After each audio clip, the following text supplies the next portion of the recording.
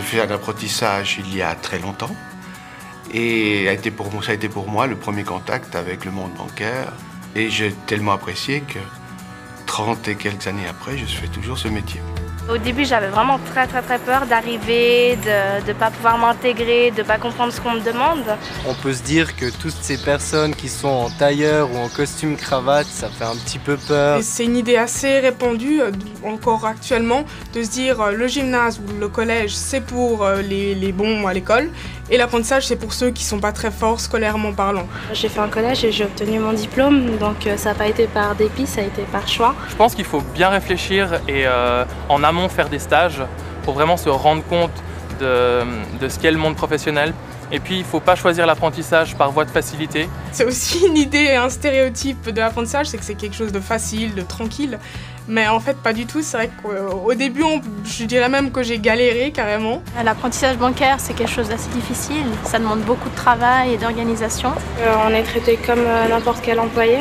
On a des attentes envers nous, on a des responsabilités. Mais on a malgré tout un soutien derrière nous. Je trouve que c'est un excellent début, un excellent moyen de se lancer dans la carrière professionnelle.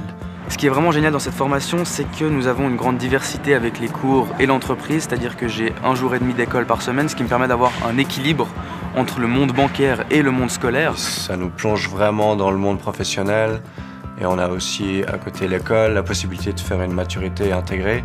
On a la possibilité finalement de découvrir un métier et de découvrir vraiment les différents secteurs que le domaine bancaire a à nous proposer. On accède justement à 3 ans de pratique sur le terrain, comparé aux élèves qui sont à plein temps à l'école, ce qui est un atout majeur pour nous. On apprend vraiment beaucoup de choses, par exemple l'esprit d'entreprise, l'esprit d'équipe. J'ai gagné beaucoup en maturité surtout, en capacité à gérer mon stress, à m'organiser. Ça nous fait beaucoup mûrir justement parce qu'on est entouré de toutes ces personnes qui sont déjà dans la vie active. Donc finalement, c'est quand même une très bonne expérience de vie. On a le droit à un petit revenu, donc ça permet de se faire plaisir et de commencer une vie indépendante.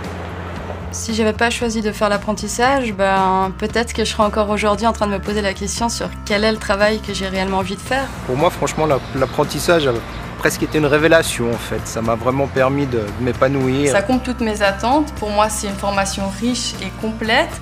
Le fait d'avoir fait mon stage m'a donné l'opportunité de trouver ma voie.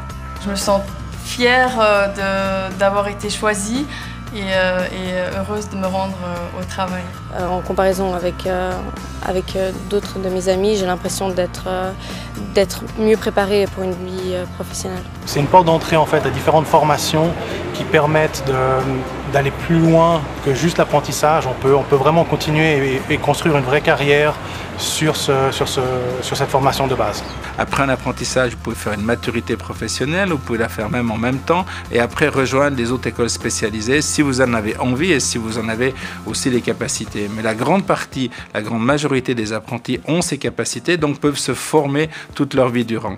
Et je répète, l'apprentissage, c'est vraiment un début, c'est un droit au travail. Ça vous permet, ça vous donne accès au marché du travail qui après vous permet d'exploiter au maximum vos compétences.